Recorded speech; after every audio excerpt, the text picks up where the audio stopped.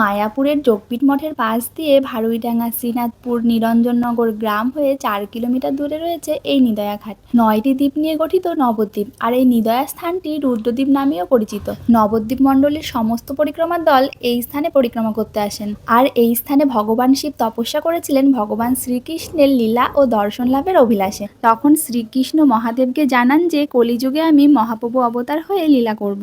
তাই কলিযুগে মহাদেব সম্পূর্ণ লীলা দর্শন করেছিলেন মহাপ্রভুর।